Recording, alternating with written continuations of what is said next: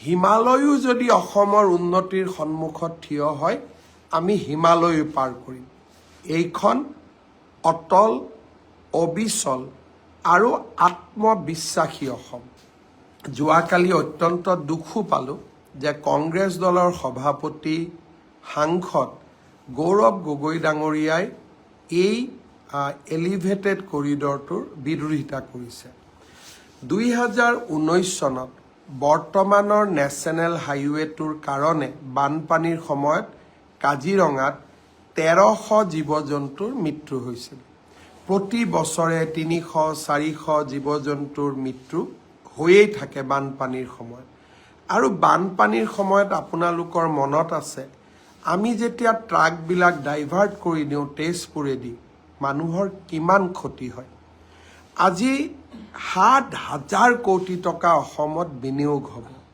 অকল GSTৰ পৰাই অসমে লাভ কৰিব অলমোষ্ট 700 কোটি টকা। আৰু এই এলিভেটেড কৰিডৰটোৱে কাজিৰঙাৰ বন্য জীৱ জন্তুক ৰক্ষা কৰিব। আৰু আটাইতকৈ ডাঙৰ কথা, গৌৰৱ গগৈ ডাঙৰীয়াই প্ৰতিনিধিত্ব কৰা যোৰহাটৰ লোক যেতিয়া গুৱাহাটীলৈ আহিব বা গুৱাহাটীৰ লোক যেতিয়া যোৰহাটলৈ আহিব তাৰ ডিষ্টেঞ্চ 1 ঘণ্টা কমি যাব। 1 ঘণ্টা ডিষ্টেঞ্চ কমা মানে গাড়ীৰ পেট্ৰল কিমান কমিব, গাড়ীৰ ডিজেল কিমান কমিব। আপোনালোকে ইয়াৰ ইকনমিক ভেলুটো চিন্তা কৰক। ফ্লাইঅভাৰ এখন বনালোৱা আৰু ফ্লাইঅভাৰৰ ইকনমিক ইম্পেক্ট। আজি গুৱাহাটী জু ৰোডত ফ্লাইঅভাৰ হৈছে। চিন্তা কৰক আগতে গাড়ীৰ গিয়েৰ বদলাই ট্ৰেফিক জামত লাহে লাহে গাড়ী চলাওঁতে পেট্ৰল ডিজেল কিমান লাগিছিল। এতিয়া ফ্লাইঅভাৰ হোৱাৰ কাৰণে পেট্ৰল ডিজেলৰ খৰচ কিমান কমি গ'ল। গুৱাহাটী আৰু যোৰহাটৰ মাজত যদি 1 ঘণ্টাৰ দূৰত্ব কমি যায় এজন ব্যক্তিয়ে কিমান বেছি তেল ডিজেল পেট্ৰল সঞ্চয় কৰিব আপোনালোকে তাক এবাৰ মাত্ৰ ভাবি চাওক। আজি এই গৌৰৱ গগৈয়ে যোৰহাটত উৰণীয়া সেতু নিৰ্মাণৰো বিৰোধিতা কৰিছিল। কিন্তু মই আজিও কৈছোঁ যে আমি কাৰো বাধা নামানো।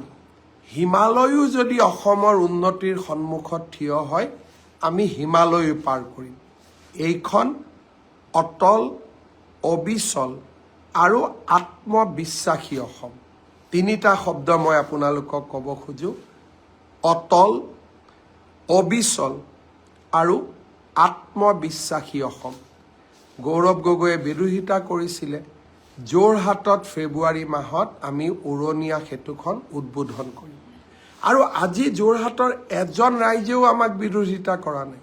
কাৰণ ৰাইজে দেখিছে যে আমাৰ পলিটিকেল উইল আছে, ৰাজনৈতিক ইচ্ছা শক্তি আছে যে যিমান সময়ত কম সিমান সময়ৰ ভিতৰতে আমি উৰণীয়া সেতু নিৰ্মাণৰ কাম আমি শেষো কৰিম, ৰাইজক উপহাৰো দিম।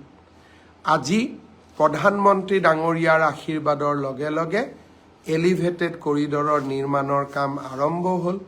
এতিয়া গৌৰৱ গগৈ যদি সন্মুখতো থিয় হয়, যেনেকৈ মানুহে এভাৰেষ্ট পাৰ কৰে তেনেকৈ অসমৰ ইচ্ছা শক্তিয়ে তেওঁৰ বাধাক অতিক্ৰম কৰি কাজিৰঙাৰ এলিভেটেড কৰিডৰেৰে আমি জীৱ জন্তুকো বচাম আৰু গুৱাহাটী আৰু যোৰহাটৰ মাজৰ দূৰত্ব 1 ঘণ্টা আমি কমাই পেলাম।